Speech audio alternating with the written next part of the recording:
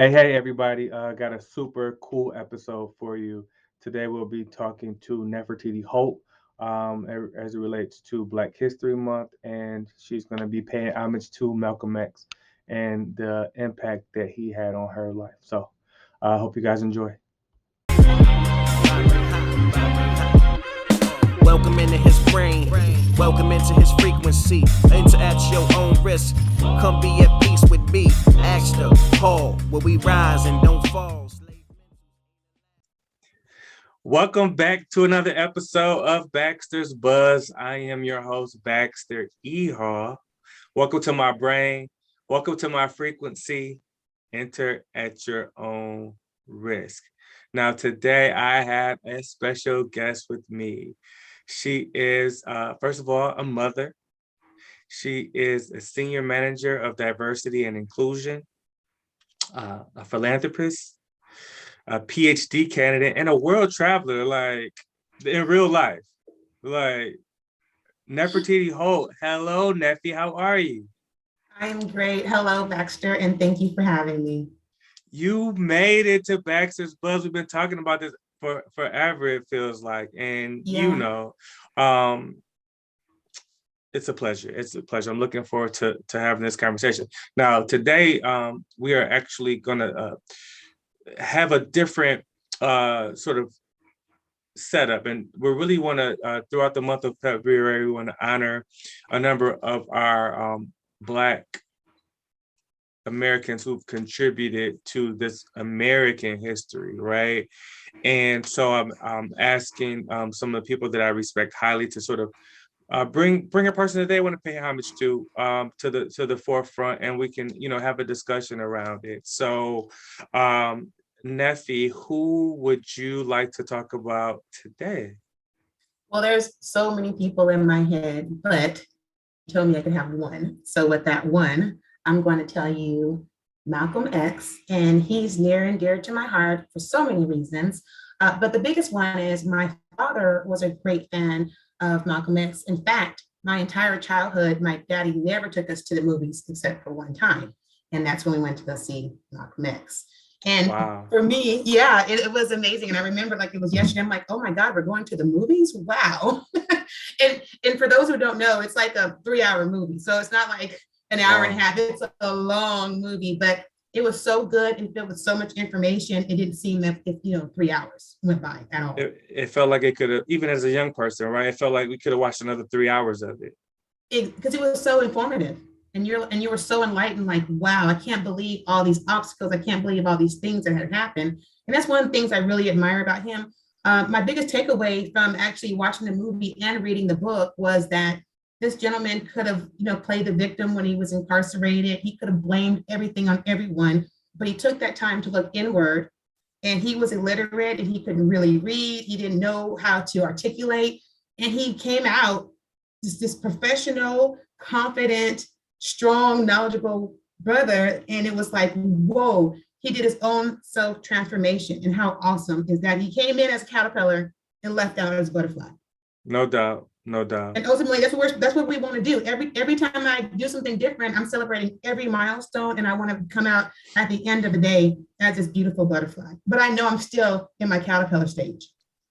Well, I would to disagree. I think you are going to have a number of variations of this, a new sort of new like butterfly, but you're definitely killing it right now, and making your own history. But what I think about, so I'm a big sports guy. I make a lot of metaphors as it relates to sports. And so a lot of what people like to do, especially in the NBA, is sort of redraft, right? So you have 2 rounds, you have your top, 10, top 15 people that people are really looking at depending on the draft, right? And then one person plays really well, and then some person who had these high expectations, they don't play as well. And then they say, oh man, if they could go back, I'm sure that this guy, one guy who was at the bottom would be towards the top. But when I think about Malcolm X, I think about draft order, and just adversity that we have to face, right? And sometimes you have to be drafted low in order to have that adversity to make you great. Ooh. So being drafted number one sets a lot of expectations. But if I'm drafted number 30 or number 50, maybe that chip on my shoulder is actually what propels me to this greatness. Right. And so, you can't, so you look at Malcolm and what he had to endure, and had a very, interesting childhood, a lot of adversity. Obviously, he became, a criminal, he did all sorts of things, and then sort of cleaned his act up. He had to live those experiences to really deliver and present the person that we weren't around, but the people, that we fell in love with, that finished product that we saw was created by the things that he had learned down, prior to that time, right? But, prior to being incarcerated. No, and I totally agree with you. A lot of times in life, we think everything's supposed to be easy and supposed to be perfect. And when you were having the sports analogy, it made me think of Michael Jordan and all the different things he had, going on in his life. And he wasn't good, he wasn't that great. And they kept saying like, no, you're not great. And that adversity was like, I'm going to work hard. I'm going to work harder, even when he failed in other sports. It just made him that much more better, which is, to some people, he's like the greatest player of all time, Yeah. and some people may say Kobe, but hey, I don't want to get into all that. But at the end of the day, to your point, adversity makes you a little bit stronger, in my opinion. And sometimes when people talk about different, historical people, they want someone who's just clean. But the truth be told, none of us have this clean slate. We all have adversity. We all have obstacles. And the more we talk about it and the more transparent we are, then the more achievable that other people will see our goals or things that we want to do. If we seem perfect and someone's reaching for perfection, it will never happen. And unfortunately, for us to be better and to give out, more to ourselves and to other generations, we have to be straight up and honest about things that have happened to us, period. That's the only way that we're going to make a social impact, and we're going to make a change to say, these things happened to me and I got over it by X, Y, and Z. If you apply the same tools or similar resources, you can have this particular outcome more likely. That's right. That's right. People are striving for something that's not attainable. Like perfection isn't attainable. We have made plenty of mistakes, and yeah, if the more transparent we can be, the more people we can inspire. Tell me, give me a couple of things that when you think about Malcolm X, that you admire, or just some of sort of the highlights about between the movie, the autobiography, just the message. Like what are you like? What do you think about? What comes to mind first when you think about Malcolm X? The first thing that comes to mind 1% is his confidence. He did not care the environment, his feelings here. And it wasn't like he was being disrespectful or anything like that. He was just absolute about whatever he felt at that particular time. And I love, like, there was one particular interview, and I wish I could recall the title, but he had his shoulders back. He had his legs crossed. He was sitting here and he was talking to the gentleman, and he was just straight up, and everything the guy came at him with, he was just boom, boom, boom. And the guy was like, well, Malcolm, he's like, what I said is what I said.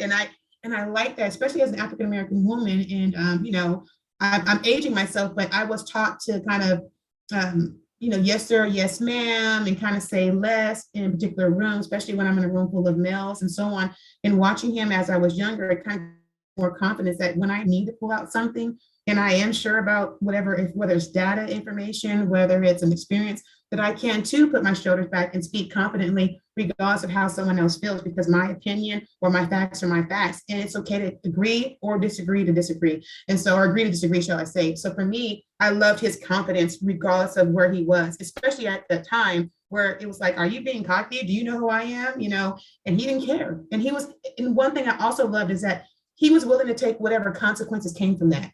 See, some people will do that and they're not ready for the consequences or repercussions, but he didn't. He's like, hey, this is what I am, and this is who I am, and you can accept it or you don't, but I'm still going to stay true to myself. So ultimately, I know that was a long answer, but he was true to himself.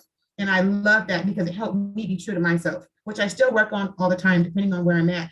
But at 40 years old, I'm more confident than I've ever been in my entire life. Yeah. Well, yeah, he was razor sharp, right? And he was very well prepared. And you talking about from a Black woman's perspective. As a Black man, we also, I've also had um, apprehension about being my complete self in certain settings because you know we're trying to make other people comfortable. We don't want to appear too confident. We start to dim our own light. And when you have conviction about something, you've done the work. You should be able to, confidently sort of convey that and articulate whatever points you're trying to make, whatever the subject may be, right? You talked about his preparedness, his confidence. I love that. Um,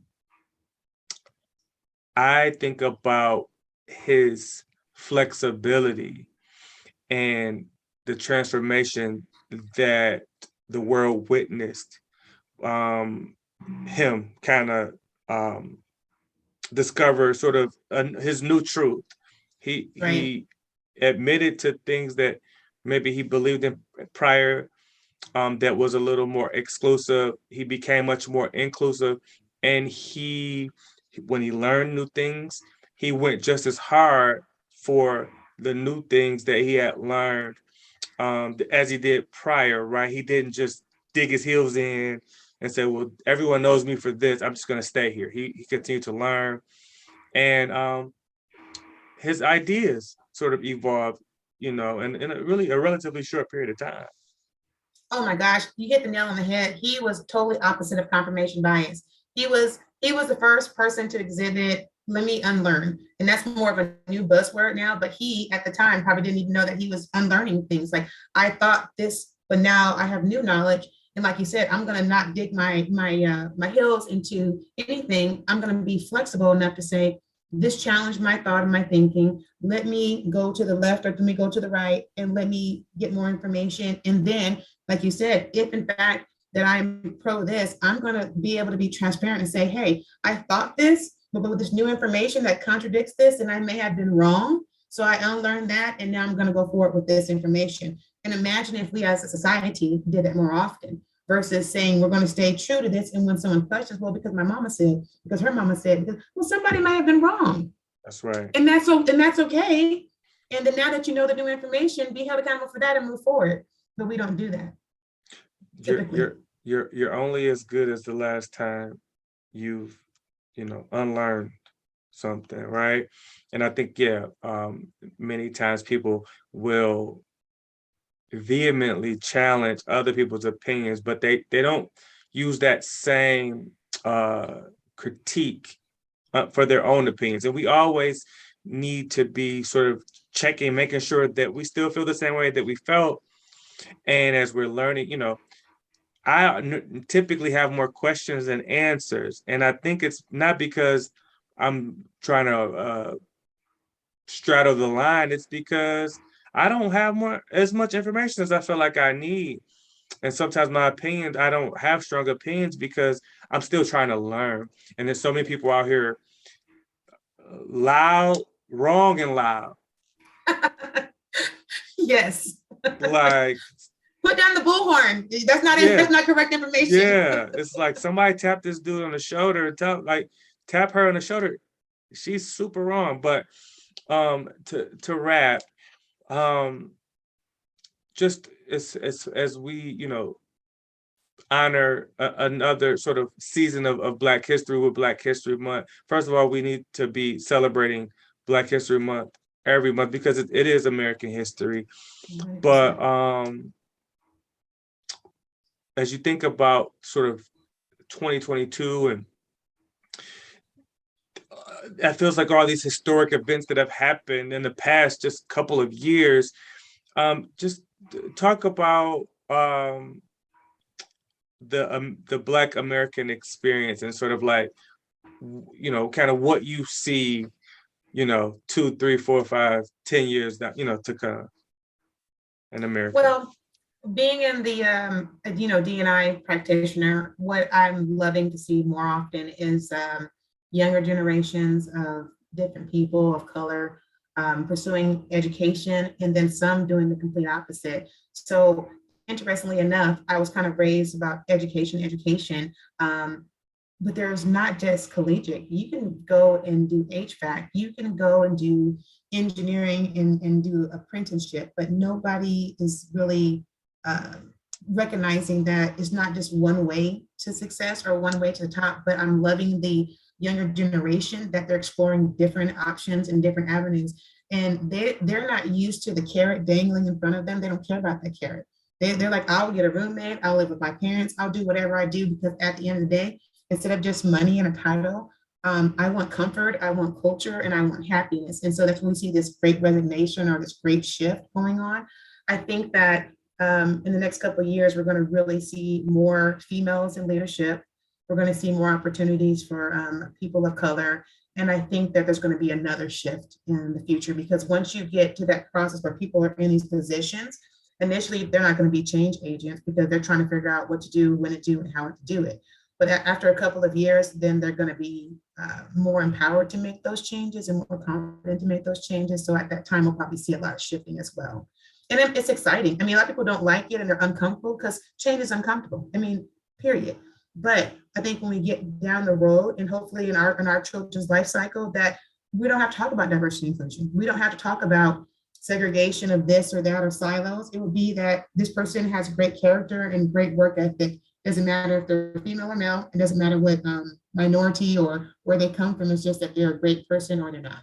And so that's what I see for the future. And that's very optimistic view, but I have optimistic rose-colored lenses on because that's my personality. Yeah. Well, I'll end by saying this. The whole, we talk about diversity, we talk about equity, we talk about inclusion, right? And by saying this, we talk about diversity, we talk about inclusion. What we are starting to do, and I really hope that we see more of it, is that we don't look at people like they're outcasts. We look at them like amazing contributors, potential contributors to this beautiful canvas that we're painting. Yep. Yeah. This has been really good. This is the first installment this year of the, sort of honoring and having these sort of Black History talks. And I couldn't think of a better person to start this thing off. So Nefi, thank you so much for your time. This has been good. We definitely have to do this again. I know we have a couple other things in the works. On behalf of Neferiatiti, I am Baxter E. Hall, and I just want to say thank you all for checking us out. Until next time, peace.